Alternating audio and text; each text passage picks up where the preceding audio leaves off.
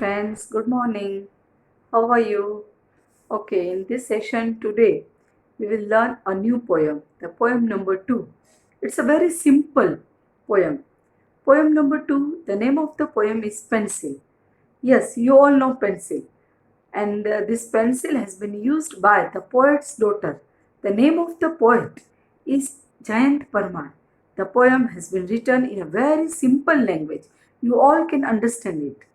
Here in this poem, the anger and the misery of the school going children. You know, sometimes the school going children at the age of 5 or at the age of 5 to 10, they are very much enthusiastic, they are very much curious, they always want to learn new things, they have so much curiosity, they always want to draw and they always want to do whatever they like.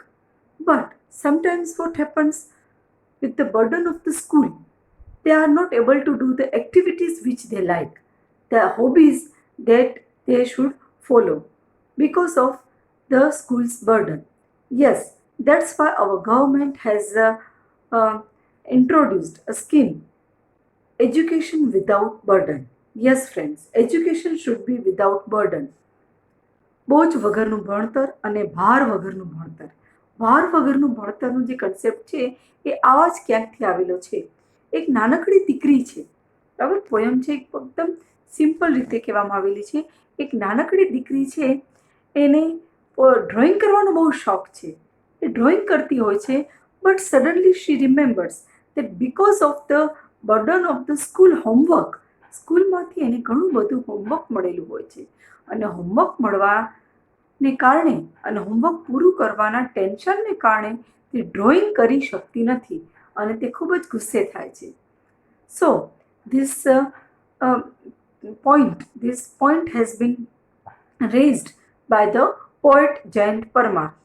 Jayant Parmar આ કવિ વડે આ પ્રશ્ન ઉઠાવાયો છે કે શું નાના બાળકને જે ઈચ્છા હોય, પોતાની સર્જનાત્મક શક્તિ, પોતાની જિજ્ઞાસા વૃત્તિને સંતોષી ન શકે? હા, ઘણી વખત આપણે જોઈએ છીએ કે બાળકો નાના જ હોય છે, 2.5-3 વર્ષના હોય છે, ત્યારથી આપણે તેમને શાળાએ મોકલી દઈએ છીએ અને શાળામાંથી પણ ખૂબ જ ઘણું બધું હોમવર્ક, બધા વિષયો, અલગ અલગ નોટો એ મળતું હોય છે અને તેને કારણે ઘણી વખત તેમની પોતાની જે સૂઝબૂછ છે, તેમની પોતાની જે ક્રિયાશક્તિ છે, તેમની પોતાની જે સર્જનાત્મક શક્તિ છે, તેનો વિકાસ કરી શકતા નથી અને ધીમે ધીમે તેમની જે આ સર્જનાત્મક શક્તિ છે એ બુઠ્ઠી થઈ જાય છે.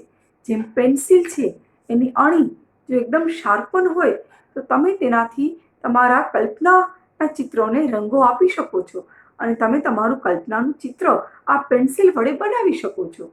પણ જો આ પેન્સિલની અણી બુઠ્ઠી થઈ જાય, જેવી રીતે બાળકની સર્જનાત્મક શક્તિ બુઠ્ઠી થઈ જાય છે અને પેન્સિલની આ જો અણી બટકી જાય, બુઠ્ઠી થઈ જાય પેન્સિલ, તો પેન્સિલથી ચિત્ર દોરી શકાતું નથી. એવી જ રીતે જો બાળકની સર્જનાત્મક શક્તિને તમે ગૃહકાર્યના બોજ વડે એને બુઠ્ઠા કરી નાખશો, એની સર્જનાત્મક શક્તિને બુઠ્ઠી કરી નાખશો, તો બાળક એ ક્યારેક ખીલી શકશે નહીં, બાળક પોતાના કલ્પનાનું ચિત્ર બનાવી શકશે નહીં. તો આ એક થીમ લઈને આપણી આ પોયમ છે. Okay, before we start the poem, let's enjoy a thought. A good teacher is like a candle. It consumes itself to light the way for others. Yes, a very good thought has been given here. The good thought is related to teacher. Yes, recently we celebrated Teachers' Day, and in this video I want to congratulate all the participants of the 10th C and all the classes, the students who have taken the role of teachers and they have successfully played. Just in 1 day or 2 days of preparation, they have given best of best lesson. So, happy Teachers' Day to all. Let's try to understand the thought. A good teacher is like a candle. એક સારો શિક્ષક છે, candle જેવો છે. Candle means મીણબત્તી જેવો છે, બરાબર, એક દીવા જેવો છે, મીણબત્તી જેવો છે, જે કન્ઝ્યુમ્સ ઇટસેલ્ફ, પોતાની રીતે એ વપરાય છે, પોતાની રીતે તે ઘસાતો જાય છે, to light the way for others, બીજાના રસ્તાને પ્રકાશિત કરવા માટે, બીજાઓના રસ્તાને ઉજવાળવા માટે તે પોતે સતત એ ઓલાતી જાય છે. તમે જુઓ છો કે મીણબત્તીને જ્યારે આપણે પ્રગટાવીએ ત્યારે ધીમે ધીમે મીણબત્તી નાની થતી જાય છે, કારણ કે મીણબત્તી છે આપણે પ્રકાશ પૂરો પાડે છે. Here a teacher has been compared with a candle. Teacher is also lightens the way of the students. Okay, thank you. Let's begin the poem. Yes, the poem is my pencil. The pencil. Okay. First of all, let's have a reading of the poem. Let's enjoy the poem with animation.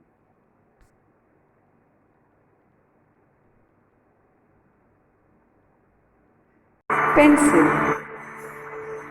My daughter, little dear daughter, lights a pencil with a sharpener. The sky of the white paper begins to be filled with light. The blackbird flying away with the tree. Glasses on the eyes of the peacock. The fire chariot flying in the air. The airplane walking on the road. The lion having a conversation with the cow. A one-eyed sun on the black tree. With a patch of cloud over it, a blue fish flying on the forehead of the cloud. The yellow butterfly swimming in the waterfall. My darling daughter, in her ecstasy, is busy drawing strange pictures. But when the schoolmaster gives her homework, my darling doll breaks the tip of the pencil in anger, and the candle of the pencil is extinguished, and the smoke remains in the sky of the white paper. The poem by Jayant Parmar.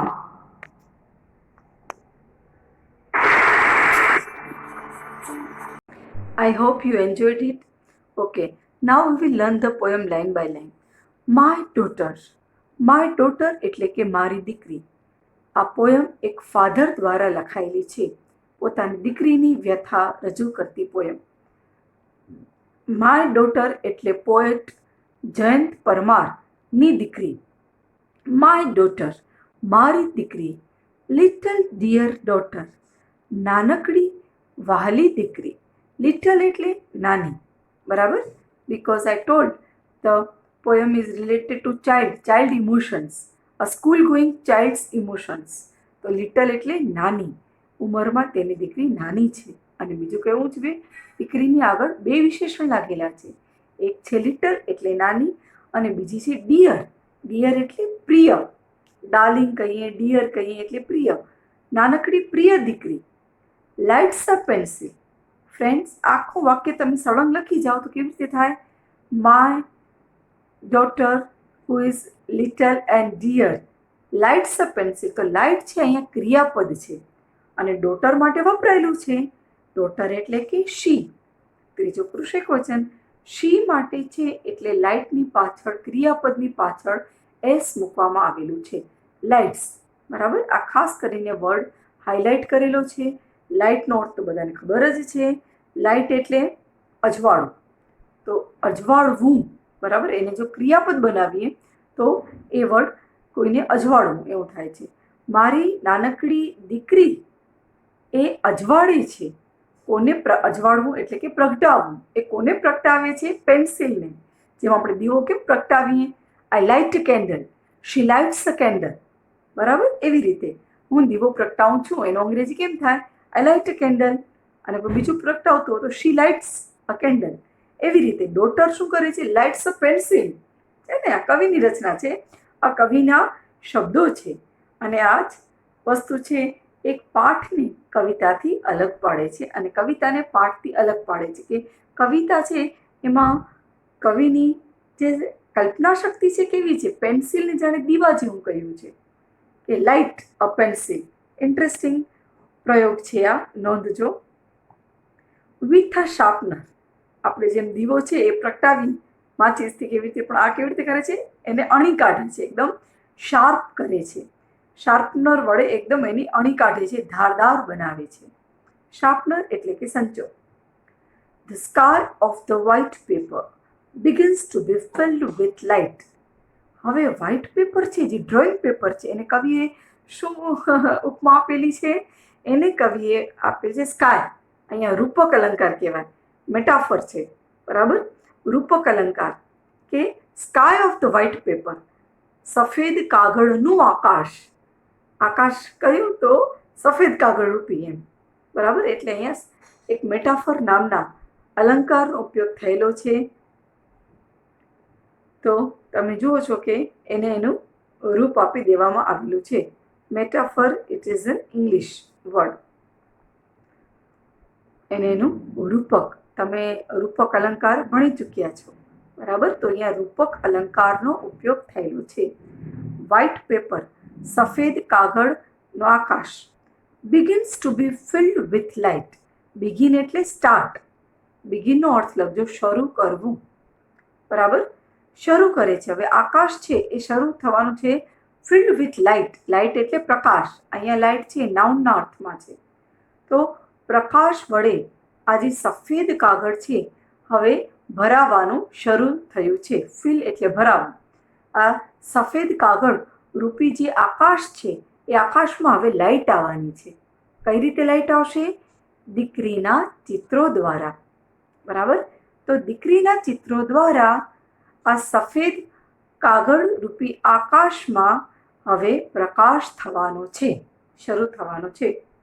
The black bird flying અવે with the tree. પ્રથમ ચિત્રમાં શું કલ્પના છે દીકરીની? એણે કયું drawing કરેલું છે?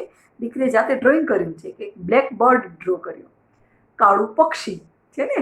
બાળકની કલ્પના શક્તિ છે. રિયલથી એને કોઈ લાગતું ઓળખતું નથી, વાસ્તવિકતાથી તેને કોઈ લાગતું ઓળખતું નથી, પણ તેની કલ્પના છે કે કાળું પક્ષી એ ઉડી રહ્યું છે આકાશની સાથે, એ ઉડી રહ્યું છે ટ્રીની સાથે. ટ્રી એટલે વૃક્ષ, વૃક્ષની સાથે ઉડી રહ્યું છે. જુઓ, એ કાળું પક્ષી, અને ઝાડે ઉડે છે અને આકાશે ઉડે છે. જે આકાશમાં ઝાડ પણ ઉડે છે ને, એ આકાશ છે. આકાશમાં વૃક્ષ પણ ઉડે છે અને કાળું પક્ષી પણ ઉડે છે. તો આ જે લાઈન છે, a black bird is flying with the tree. A black bird is flying with the tree, બરાબર? બીજી કલ્પના, એનું બીજું ચિત્ર કયું દોરેલું છે? Glasses on the eyes of the peacock. હવે ક્યારે પણ પક્ષી કે પ્રાણીના આંખોમાં તમે ચશ્મા જોયેલા છે? ના, પણ આ કલ્પના છે, સર્જનાત્મક શક્તિ છે, બરાબર? કે જ્યાં ન પહોંચે કવિ ત્યાં પહોંચે રવિ. અને આ બાળક છે એની પણ એવી કલ્પના છે કે પીકોક, મોરની આંખોમાં ચશ્મા. ચશ્મા માટે ગ્લાસીસ શબ્દ, મોર છે, મોરની આંખોમાં ચશ્મા. એ દીકરીએ બીજું ચિત્ર આવું દોરેલું છે ને. એ નાનકડી બાળકીની કલ્પનાઓ છે. ત્રીજું ચિત્ર કયું છે? The fire chariot flying in the air. Fire chariot એટલે કે અગ્નિરથ. અગ્નિરથ એ આકાશમાં ઉડી રહ્યો છે. એર એટલે આકાશમાં. જુઓ, અગ્નિરથ એટલે કે એક રથ, એકદમ સરસ મજાનો મોટો રથ હોય તો એ ફાયર ચેરિયટ, અગ્નિરથ કહેવાય એને. એ આકાશમાં ઉડી રહ્યો છે. રથના પૈડા નહીં, પણ તે આકાશમાં ઉડી રહ્યો છે અને પાછળથી અગ્નિ નીકળી જેવી છે. ધ ફાયર ચેરિયટ, અગ્નિરથ આકાશમાં ઉડી રહ્યો છે. The airplane walking on the road. Airplane એટલે એરોપ્લેન. એરોપ્લેન કે ને વિમાન. વિમાન રોડ ઉપર ચાલી રહ્યું છે. હવે વિમાન આકાશમાં ઉડે, પણ આ દીકરીએ વિમાનને ચલાવ્યું છે ને. એની કલ્પનાઓના રંગો જોવાના છે અહીંયા. તો જુઓ, આ વિમાન છે ચાલી રહ્યું છે. કેટલું સુંદર ચિત્ર છે કે વિમાનને ચાલતું બતાવે છે. જેમ આપણા બીજા બધા વ્હીકલ્સ હોય ને, મોટર, બસ, ટુ વ્હીલર્સ, એવી રીતે વિમાન પણ રોડ ઉપર ચાલી રહ્યું છે. And airplane walking on the road. ત્યાર પછીનું ચિત્ર, the lion having conversion with the cow. ત્યાર પછીની લાઈન જુઓ, the lion having conversion with the cow. Lion એટલે સિંહ, જંગલનો રાજા, અને કાઉ એટલે ગાય, બરાબર? Lion is a wild animal and cow is a domestic animal. હવે જંગલનો રાજા એ ગાય સાથે વાતો કરી રહ્યો છે. કન્વર્ઝેશન એટલે વાતો કરવી. તો જુઓ, એ દીકરીએ, વાલી દીકરીએ આટલું સરસ ચિત્ર બનાવ્યું છે. જંગલનો રાજા ગાય સાથે વાતો કરી રહ્યો છે. The lion is talking with the cow. Yes, conversion એટલે વાતો કરવી. હેવિંગ કન્વર્ઝેશન, એ લોકો બંનેની કન્વર્ઝેશન ચાલુ છે. A one eyed sun on the black tree, બરાબર, with a patch of cloud over it. એક આંખવાળો સૂર્ય, આપણે મોટે ભાગે સૂર્ય ડ્રો કરીએ તેની બે આંખો હોય, પણ આ કેવો છે? એક આંખવાળો સૂર્ય. એ ક્યાં છે? કાળા વૃક્ષ ઉપર, અને એના ઉપર વાદળા આવેલા છે. બરાબર, જુઓ આવી રીતે એક આંખવાળો સૂર્ય, એમાં આવી રીતે જો એક આંખવાળો સૂર્ય, બરાબર, અને એ કાળા વૃક્ષ ઉપર, અને એના ઉપર વાદળાઓ આવેલા છે. બરાબર, આવી રીતના એના બધા ચિત્રો છે. With a patch of cloud, patch એટલે આમ અલગ અલગ ધબ્બા, વાદળાઓના અલગ અલગ ધબ્બા. ત્યાર પછી a blue fish flying on the forehead of the cloud. બે ત્રણ નવા શબ્દો છે. ફોરહેડ એટલે કપાળ, બરાબર, કપાળ. હવે વાદળાના કપાળમાં એટલે કે વાદળાની ઉપર, forehead of the cloud, cloud એટલે વાદળું, વાદળાની ઉપર એટલે કે વાદળાના કપાળ ઉપર એક બ્લુ ફિશ ઉડી રહી છે, બ્લુ કલરની માછલી. હવે જુઓ, બ્લુ કલરની એક માછલી, એક્ઝેક્ટલી આ ચિત્ર, એક બ્લુ કલરની માછલી છે. આ વાદળું છે, સરસ સમજાય? આ એક વાદળું છે, એના કપાળ ઉપર વાદળું છે, જેની જાણે બે આંખો હોય, એનું કપાળ હોય, એના ઉપર એક માછલી, એક બ્લુ ફિશ છે, એ ફ્લાઇંગ, પાછી ઉડી રહી છે. વાદળું હોય ને આકાશમાં, એટલે કે વાદળાના કપાળ ઉપર એક બ્લુ કલરની માછલી ઉડી રહી છે. A blue fish is flying on the forehead of the cloud. A yellow butterfly swimming in the waterfall. એક યલો કલરનું બટરફ્લાય, પતંગિયું, એ સ્વિમિંગ કરી રહ્યું છે. ક્યાં? વોટરફોલમાં, પાણીના ધોધમાં. પાણીના ધોધમાં આવી રીતે, આહાહા, પાણીના ધોધમાં એક પીળા કલરનું પતંગિયું એ નાહી રહ્યું છે. પતંગિયું નાહીને જાણે પૂરું થઈ જાય, પણ દીકરીની કલ્પના છે. બરાબર, આવા બધા ચિત્રો એણે કર્યા. ત્યાર પછી જુઓ, ત્યાર પછી તમારા પાસે જો ટેક્સ્ટ બુક છે, તો ટેક્સ્ટ બુકમાંથી જુઓ તો આવી રીતે જે દીકરી છે એને બધા જ ચિત્રો કેવા કર્યા છે? એને બધા સ્ટ્રેન્જ બધા ચિત્રો ડ્રો કર્યા. બરાબર, અને આ રીતે એણે બધા જ ચિત્રો કેવા? સ્ટ્રેન્જ ડ્રો કર્યા છે. ઓકે, બટ વેન ધ સ્કૂલમાં okay. My darling daughter, in her ecstasy, મારી વાલી દીકરી પોતાના અત્યાનંદમાં, એક્સ્ટસી એટલે ખૂબ જ આનંદ, અતિ આનંદમાં, is busy drawing strange pictures. બરાબર, મારી વાલી દીકરી આટલા સરસ, આટલા સુંદર, આટલા સર્જનાત્મક ચિત્રો દોરી રહી છે, અને એનો તેને ખૂબ જ આનંદ છે. એક્સ્ટસી એટલે કે અતિ આનંદ. Is busy drawing strange pictures. Strange એટલે અલગ અલગ, વિચિત્ર, બરાબર, અલગ અલગ નવા નવા ચિત્રો દોરવામાં મારી દીકરી છે એ ખૂબ જ વ્યસ્ત છે. દીકરી શેમાં વ્યસ્ત છે? વિચિત્ર, અનયુઝ્યુઅલ. આપણે જોયા કે નવાઈ પામેલા, સ્ટ્રેન્જ હતા બધા ચિત્ર છે, એ યુઝ્યુઅલ નહોતા, અનયુઝ્યુઅલ હતા. વિચિત્ર ચિત્ર દોરવામાં મારી દીકરી પોતાના અત્યાનંદમાં ખૂબ જ વ્યસ્ત છે. But when the school master gives her homework, પણ જ્યારે સ્કૂલ માસ્ટર, ટીચરની વાત આવી ગઈ લ્યો, ટીચર છે એ હોમવર્ક આપે છે, my darling doll breaks the tip of the pencil in anger. અને જ્યારે એને સ્કૂલનું હોમવર્ક યાદ આવે છે, ત્યારે મારી વાલી દીકરી એ પેન્સિલની જે ટીપ છે, પેન્સિલની જે અણી છે, એને તોડી નાખે છે. શા માટે? પોતાના એંગરમાં. એંગર એટલે ગુસ્સામાં. ગુસ્સામાં તે પેન્સિલની અણી તોડી નાખે છે. ક્યારે તોડે છે અણી? જ્યારે શાળાના શિક્ષક હોમવર્ક આપે છે, ત્યારે તે ગુસ્સામાં પેન્સિલની અણી તોડી નાખે છે. And the candle of the pencil is extinguished. અને આ રીતે કાવ્યની શરૂઆતમાં જે પેન્સિલને પ્રગટાવવામાં આવી હતી, પેન્સિલ રૂપી જ્યોતને જે પ્રગટાવવામાં આવી હતી, તે બુઝાઈ જાય છે. પેન્સિલની અણીને એણે કેવી રીતે પ્રગટાવી હતી? શાર્પન કરીને. અને હવે પેન્સિલ અણી બટકાવીને, તોડીને તે એ જ્યોતને બુઝાવી દે છે. બુઝાવવા માટે શબ્દ આવ્યો છે એક્સટિંગ્વિશ. અને પેન્સિલ રૂપી જે કેન્ડલ છે, કેન્ડલ એટલે કે મીણબત્તી, પેન્સિલ રૂપી જે મીણબત્તી છે તેને તે બુઝાવી દે છે. only the smoke remains on the sky of the white paper. અને સફેદ કાગળના આકાશમાં માત્ર ધુમાડો રહી જાય છે. જ્યારે જ્યોત બુઝાઈ જાય છે ત્યારે ધુમાડો થાય છે. મીણબત્તીમાં પણ તમે જોયું હશે કે તમે એકી સાથે જ્યારે જ્યોતને બુઝાવી દો ત્યારે કાળા કલરનો ધુમાડો નીકળે છે. તો આ રીતે શાળાનું હોમવર્ક મળવાથી દીકરી પણ ગુસ્સામાં એ પેન્સિલની અણી તોડી નાખે છે. તો પેન્સિલની જે જ્યોત હોય છે એ બુઝાઈ જાય છે અને જ્યોત બુઝાવાને કારણે કાળો ધુમાડો નીકળે છે અને આખું જે સફેદ આકાશરૂપી જે સફેદ કાગળ હતો એ આખો સફેદ કાગળ જે છે એ કેવો થઈ જાય છે, એમાં ધુમાડો આવી જાય છે. તમે જ્યારે તોડી નાખો અને ત્યારે એમાંથી ધુમાડો નીકળે તો એવી રીતે માત્ર સ્મોક રિમેન્સ, ધુમાડો રહી જાય છે. તો અહીંયા કીવર્ડ્સ બધા લખી નાખશો. ડાર્લિંગ એટલે લવિંગ, પ્રેમાળ. લાઇટ એટલે પ્રગટાવવું, આગળ ટુ લાઇટ લખજો, ક્રિયાપદ છે. ગ્લાસીસ એટલે સ્પેક્ટેકલ્સ, ચશ્મા. ફાયર ચેરિયટ એટલે અગ્નિરથ. કન્વર્ઝેશન એટલે ટોક, વાતચીત. પેચ એટલે થીગડું અથવા ધબ્બું. ફોરહેડ કપાળ, વોટરફોલ એટલે ધોધ. એક્સ્ટસી વેરી મચ હેપી, અતિ આનંદ.